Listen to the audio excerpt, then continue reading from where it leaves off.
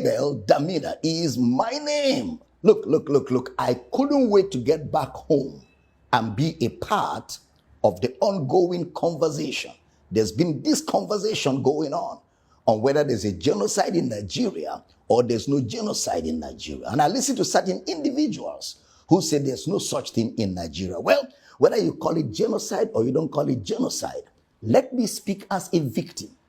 I am not just a student of research, but I'm speaking as a victim of these gruesome circumstances around the Nigerian people, where innocent lives have been taken away by some people who think they have more right than others in this nation. And some people have reduced it to herders and farmers clash. No, sir, this has been ongoing. I grew up in northern Nigeria. My father was a pastor with the Assemblies of God Church. One morning we just woke up in Assemblies of God Church, Samaru Zaria, somewhere adjacent the north gate of Samaru Zaria. My father was a pastor. All of a sudden we woke up in the morning, no provocation, nothing. And the next thing we were hearing was people were just running all over our house and the church with machetes and all of that. The next thing was they started pouring petrol all over the building, both the church and the house, because our house was attached to the church. And the next thing was flames. Everything was burned right down to ashes. We narrowly escaped, found a place where we could shelter ourselves in the military barracks. Eventually, they brought us back to the lecturers' quarters of ABU Zaria. And we had to camp with a family for weeks and months before we could rebuild and start life all over again. That is long. I'm talking about 1986, 87. What about the Metasine situation? Metasine was a sect of the Islamic religion who went around burning and destroying and killing Christians back in the 80s. This is far before there was anything like farmers and herders clash. Then fast forward. What about in the year 2000, where over 2,000 people were killed in Kaduna? Year 2000. What about the over 300 people that were victims of the Miss World in November 2002? All of them, they were not a part of the Miss World. They were just on their own. Something happened somewhere else, and they became victims of it. Lives were killed, houses were destroyed, and whenever they are carrying out this charade, they will be shouting, Allahu Akbar, Allahu Akbar, and they will carry their matches and carry whatever they have, and they will move in their numbers. And everybody on their way that is not chanting what they are chanting becomes a victim. I can go on and on. A few years ago, I was preaching in Kaduna for a great man of God. And I only succeeded in preaching Sunday morning service. After the service, the next morning, as we were preparing for the next service on Monday, the next thing I was hearing was the whole city is on fire. Kaduna is on fire. Please stay in the hotel room. Don't come out. They are burning churches. They are killing everybody. That is how we were stuck in a hotel. Even in the hotel, we were not sure of ourselves, because they were going from hotel to hotel, room to room, killing people that were not chanting Allahu Akbar. And somehow God saved our souls. After about 4 days, we were able to leave Kaduna. But unfortunately, a friend of mine who was a pastor, Reverend Northcote Andrew of blessed memory, was caught in the midst of this as he was escaping for his life. They caught him because he was wearing a collar of a bishop. They hacked him to death, dug the ground, buried him and put a cross there. It is that little wooden cross that made people know that there was a corpse in that place. And this, my friend, was buried.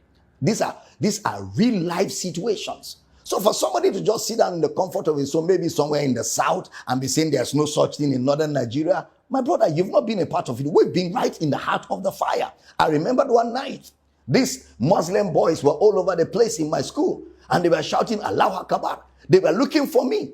I had to escape. That night, my saving grace was that I found a female hostel and I slept under the bed. By the next day, I left town. For what? I did nothing. No provocation. Just because I am preaching the gospel. And of course, some of them believe that once you are not of the Islamic faith, you are an infidel.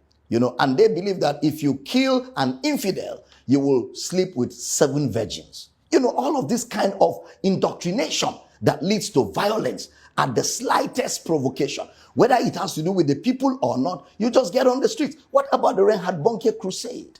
I'm talking about the Reinhard Bonnke crusade in Kano, where people were hacked, macheted, and killed just because a crusade where the gospel of Christ was going to be preached.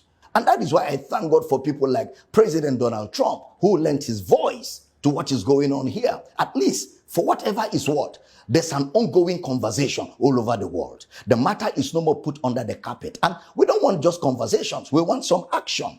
We want some action. And in the midst of all this, it snowballed into the herders and farmers clash. It snowballed into banditry, and everything becomes very complicated. Very complicated. And people are dying by the day. There are people in northern Nigeria, places like Borno State, places like Plateau State, places like Benue State, places like southern Kaduna, where whole villages have been taken over by some of these bandits, by some of these Islamic extremists, by some of these Boko Haram people. They've taken over whole villages, driven the villagers away. And somebody said there is no such thing in Nigeria. Why do we have IDP camps? Why do we have IDP camps? When we never had an earthquake, we never had an earth tremor, why do we have IDP camps when there is no natural disaster? Other than the fact that people are being made victims of what they have no knowledge of. In a secular state like Nigeria, where all religions are permitted to be practiced, this ought not to be allowed. This ought not to be allowed at all. Our government have a duty. Now, when you live in a country like that, where you don't know what becomes of you the next day, you go out, you don't know if you're going to come back. When you go to church, you're not sure if you're going to come back.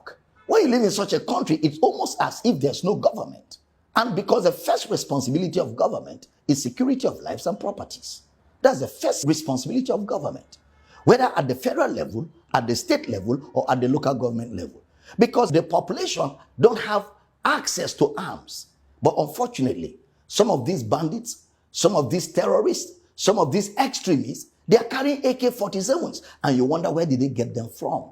In fact, it's unfortunate that at a point in Nigeria, there was even a local government in Borno State where Boko Haram drove all our Nigerian security forces and put their flag there. It's very unfortunate. And the government of Nigeria needs to do something quickly. Otherwise, where this is taking us to, we do not know. This has to come to an end. The ADP camps need to be emptied. Let people go back to their homes. Let people go back to their villages. Let people go back to their farmlands. Let people go back to their habitations so that they can live normal lives. So they can live the life they are supposed to live on earth. You know, this is very important. And this conversation is so critical at this time. And it's critical that I add my voice to it as a victim of this situation in a country like Nigeria. And I'm believing God that the day has come when this menace will surely come to an end. God bless the Federal Republic of Nigeria. Amen.